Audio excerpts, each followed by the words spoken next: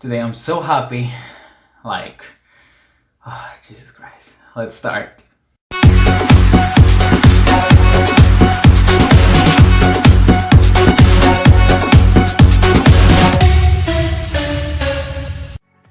Hello guys, one more time and welcome to Ring Royalty. My name is Alexis, as you already know, and today we have a 2-for-1 special because we're going to talk about two different pay-per-views. I'm going to review Hell in a Cell from WWE and Bound for Glory from Impact Wrestling. So, two huge events happened this past weekend and I am here to give my opinions only on women's matches, as you know. We're going to start with Bound for Glory because, we need to save the best for last. And then we're going to move to Hell in a Cell, of course. Without any further to say, let's start with the video. At Bound for Glory, we only had one women's match, and that was for the Knockouts Championship. The virtuosa Deonna Purrazzo, accompanied by Kimberly, was supposed to face Kylie Ray for the Knockouts Championship. There was a lot of anticipation for this match because Kylie Ray has been #1 contender for months now, and for some reason that we don't know yet, Kylie Ray didn't show up to Bound for Glory. I was quite disappointed in that moment because Kylie Ray is a spectacular wrestler and I really wanted to see that matchup. But the moment Deonna Purrazzo issued an open challenge, I knew something good was going to come because this is the biggest event of the year. I always compare Bound for Glory to WrestleMania for WWE. And what happened? Who was going to step up for the challenge? We have the returning Su Yung. Finally, the Undead Bride made her return to the ring on Impact. The match itself was pretty good. It had lots of nice spots. I was just so excited to see Su Yung back that I didn't care much for the quality of the match. I just wanted to see her back in the ring. Lovely spots. Deonna Purrazzo showing fear for the first time on Impact. She has become a cocky champion, very heel, very arrogant.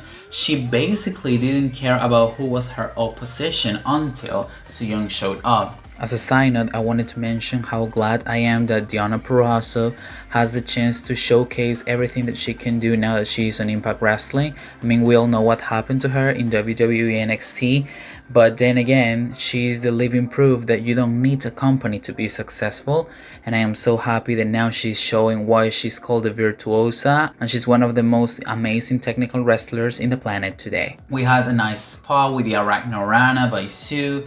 We also had a couple spots here and there that were very nice. Then the referee got knocked out by Deonna Purrazzo, of course accidentally, and Kimberly got involved, attacking Sue with a chair, and Deonna Purrazzo tried to break Su Young's arm like she did with Susie at Victory Road.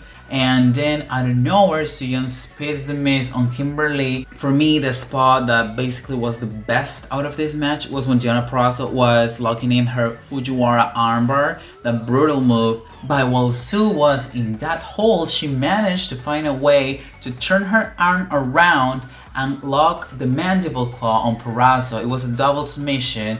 Nobody could tap, so they both broke the hold. But it was such a nice spot. I don't recall seeing something like that. And let's remember that creativity in wrestling nowadays is very weird. So I appreciate every time we see something unusual or something fresh. After a panic switch, Su Yung managed to defeat Deonna Purrazzo and become Knockouts champion for the second time in her career. I was so shocked. I wasn't expecting it because, first of all, nobody expected Su Yung to be the challenger. I've got to admit, I expected her to return because they've been giving hints here and there, but I didn't expect Kylie to not show up and Su Yung be her replacement. Overall, this was a nice touch for Bound for Glory. I think both of them were showcased pretty strong in this matchup. Nobody looked weak. It was a very entertaining showcase, even though this match had zero build. So claps for Bound for Glory. Su Yung finally back and at the top of the division like she deserves. I'm wondering what's gonna happen with Kylie Ray. Maybe she's going to enter into a feud with Su Yung, because she's friends with Susie, not Su Yung. Or is she sick and that's why she missed the pay-per-view? We don't know, but I guess we'll have to wait to see. Overall, I just said the match was pretty good, and it's always a pleasure to see Su Yung in a wrestling ring. And now we move to WWE's Hell in a Cell one more time, only one women's matchup but I swear to God, this has to be match of the year when it comes to women. And we're going to talk about a match that probably most women's wrestling fans were anticipating for a long time, and that's Sasha Banks against Bayley for the SmackDown Women's Championship inside Hell in a Cell. Okay, so I'm going to control my emotions with this one because I swear I was on the edge of my seat when I was watching it earlier. Jesus Christ. So, before the match, Sasha Banks' outfit on point, and I was a bit scared because Sasha Banks has already participated in 2 Hell in a Cell matches before and she lost both of them. And I was really scared that this time was going to be the same because I mean, they haven't been booking Sasha properly like ever since she left NXT. But then again, back to the match was perfect. I swear to God. Maybe it was because I am such a big Sasha Banks fan and this rivalry had me really interested. But I swear to God, even though there were some minor spots that I could critique, such as Bayley building that bridge with the candlesticks and the tape, I had no idea what she tried to do there. But besides that, the match had a lot of innovative spots, and that's why I appreciate, you already know that. They used tables, they used chairs, candlesticks, a fire extinguisher, a ladder. I mean, everything was used. The cell, of course, lots of knees by Sasha Banks. Like, her knees were flying all over the place with meteors here and there on the apron, on the turnbuckle, on the cell, everywhere. I was dying with knees, I was getting hit, but I mean, I was enjoying every single time she did it. Also, that belly to belly, or sort of belly to belly against the ladder. This match was just beautiful, and we had the end, which was somehow poetic justice when Sasha Banks locked in the bank statement, but with the help of Bayley's chair, the one that she used to injure Sasha a month ago. And it was just pure genius. Sasha did not only lock the bank statement, she also started stomping on the chair, so Bayley would be like guillotined, basically. And it was just, it was pure magic, I swear to God. Like, sometimes I come here and I review pay-per-views and I start to, you know, complain about everything.